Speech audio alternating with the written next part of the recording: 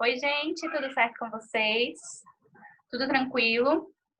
Olha só, hoje nós vamos começar o 6º caderno de atividades, tá bom? A temática do 6º caderno de atividades é meios de comunicação. Então, todas as questões que nós fizermos aí do 6º caderno de atividades, eles terão ligação com essa temática, tá bom? Falarão a respeito sobre os meios de comunicação.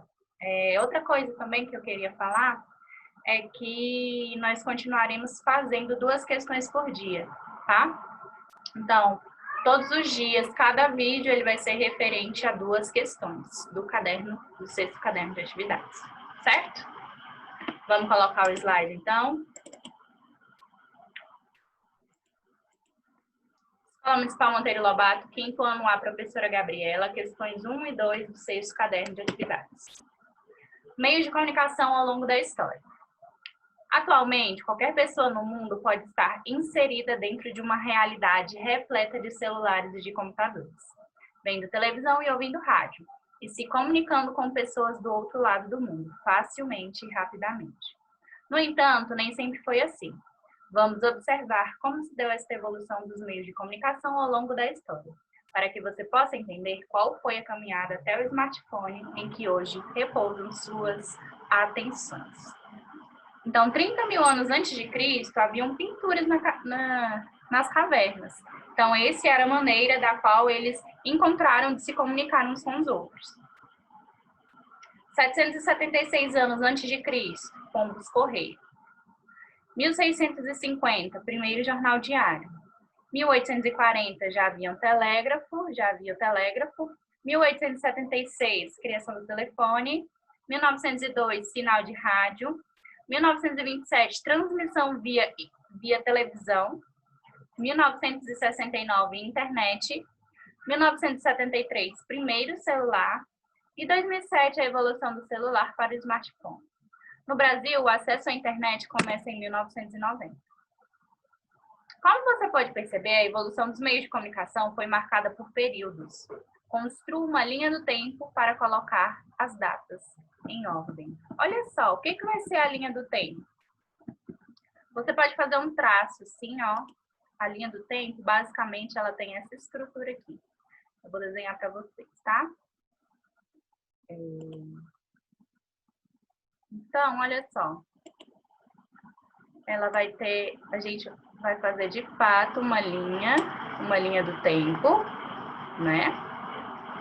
E aí, nós vamos começar a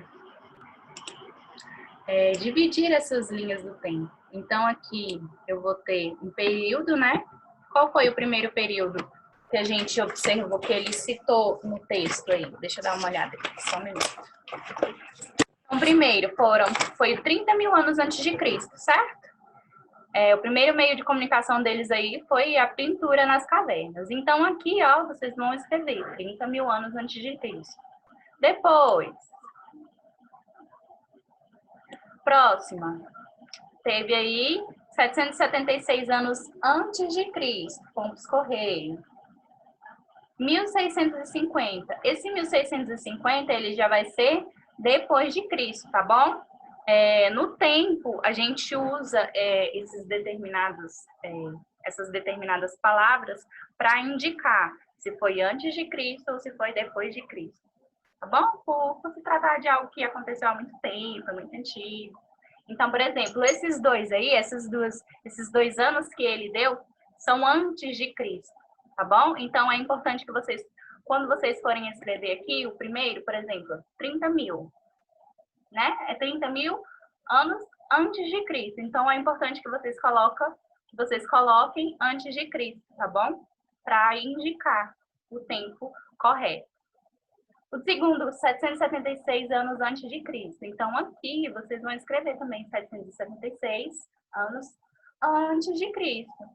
Porque já 1650, ele não fala que foi antes de Cristo. Então, quando ele não fala, nós entendemos que já foi depois de Cristo, tá bom? Então, a partir de 1650, todos esses anos, todos esses acontecimentos já foram depois de Cristo. A gente não tem a necessidade de colocar depois de Cristo, só esses dois primeiros, tá bom? Para que a gente dê a exata ali localização ao longo do tempo, tá? Então, olha só, a linha do tempo é isso aqui. Você vai representar com traços esses acontecimentos, tá bom? Lembrando que o primeiro, ele vai ficar aqui, né? No início. Posteriormente, o acontecimento que aconteceu depois. Então, é linha do tempo, ó. É uma sequência cronológica dos eventos. Uma sequência de acordo com o ano que aconteceram, tá bom? Então, a linha do tempo, ela vai ter mais ou menos essa estrutura, esse desenho, ela vai ser desenhada dessa maneira. E aí, vocês vão colocando aí os anos corretos de cada acontecimento, tá bom? Lembrando que é uma sequência cronológica. Um acontecimento depois do outro acontecimento, de acordo com o ano que isso aconteceu, tá? Certo, olha só. A letra B, enumere em uma ordem de acordo com o surgimento dos meios de comunicação. Então, de acordo com o texto aqui, ó, vocês vão voltar ao texto, certo? E vocês vão observar essa parte aqui, ó. Os anos aí dos acontecimentos, né? De cada acontecimento, de cada criação ali. E aí você vai enumerar de acordo com o que aconteceu primeiro, depois com o que aconteceu posteriormente e assim diante. Tá bom? Deixa eu só eu apagar esse negócio.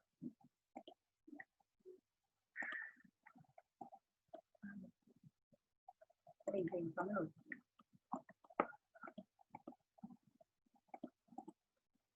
Aí. C. Quantos séculos se passaram desde o surgimento da imprensa? Vamos lá. A imprensa surgiu em que ano? Vamos voltar aqui. Jornal diário. Subentende-se que o jornal diário, ele... Aqui, ó. Em 1650, tá? De acordo com o primeiro jornal diário, a gente tem também a imprensa. O que é a imprensa? A imprensa não é aquele meio de comunicação, aquele pessoal responsável por expor para vocês os fatos que acontecem, né? Expor publicamente os fatos que acontecem com as pessoas importantes, as pessoas famosas, né? Então, esse é o objetivo da imprensa. Publicar, tornar público notícias, acontecimentos, tá bom? Importantes aí para o nosso conhecimento. E aí, assim que surge o primeiro jornal diário, também vai surgir a imprensa, né? Porque para que um jornal diário aconteça, tem que ter o trabalho ali da imprensa, né? Que são quem a imprensa? São os jornalistas, os escritores, né? Então, todas essas pessoas fazem parte da imprensa, tá bom? D. Pesquise imagens de meios de comunicação e colhe em seu caderno pessoal. Caso você não ache, não tem problema, pode desenhar. E letra E, retire do texto 3 verbos e 3 substantivos. Vamos lá. Os verbos, lembrando aí, né? O que é verbo? O verbo, ele vai ser aquela palavra que vai expor um fato, né? Um acontecimento, uma ação, um estado e a outra classificação do verbo também, fenômenos da natureza. Então, quando vocês forem ler o texto novamente, procurem palavras que exponham uma ação, que representem uma ação, tá bom? Para vocês colocarem aí nesse espaço dos verbos. Principalmente a ação. Por quê? Porque a ação é mais fácil de encontrar, né? O que é a ação? O que é a palavra que expõe uma ação, que representa uma ação? Tudo aquilo que a gente faz. Correr, pular, brincar, estudar, falar, ouvir, andar, comer, cozinhar. Tudo isso é verbo. Essas palavras, elas expressam uma ação, expressam um acontecimento. Tá bom? Por isso que eu falo para vocês acharem, principalmente esses verbos de ação, né? Porque eles são mais fáceis de encontrar, é mais fácil para a gente entender o que é verbo através desse verbo de ação. Tá bom? E os três substantivos? Vocês lembram o que é substantivo? Existem vários tipos de substantivos aí. Só que o mais fácil e o mais principal também, que a gente consegue encontrar, principalmente em textos, né? São aqueles nomes de objetos, de coisas, nomes de pessoa, que são substantivos próprios, que a gente escreve com letra maiúscula, nomes de cidades, estados, países, tudo isso aí é um substantivo, tá bom? Por exemplo, caneta, mesa, caderno, folha, tudo isso é substantivo, é o nome de um objeto. Aí existem também os substantivos próprios. Que são os substantivos próprios? Substantivos próprios, nome de lugares, nome de pessoas, nome de cidades, estados, países, tá bom? Esses são só 2 tipos de substantivos. Como eu havia falado para vocês, existem várias outras classificações de substantivos, mas também para que vocês encontrem com mais facilidade no texto, procurem esses dois tipos, tá bom?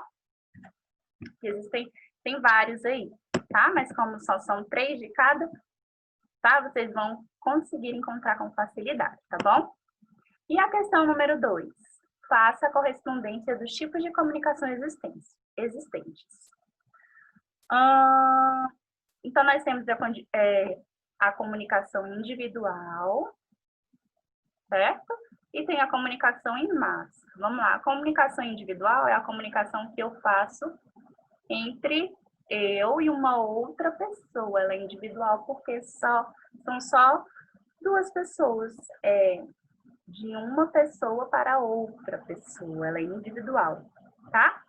Quando eu falo de comunicação em massa, eu falo sobre uma comunicação que alcança várias pessoas, que é destinada, que é para várias pessoas, tá bom? E aí, essas comunicações em massa, né, elas vão ser feitas para várias pessoas lerem, para várias pessoas assistirem, diferente da individual, que é entre uma pessoa e outra pessoa, tá bom? É mais restrito, certo? Então, com essa explicação, vocês vão conseguir diferenciar as duas aí tranquilamente, tá bom? E é isso. Finalizamos as 2 primeiras questões, tá? Qualquer coisa, me procurem. Estou aqui para ajudar vocês, tá bom? E é isso. Tchauzinho, até a próxima.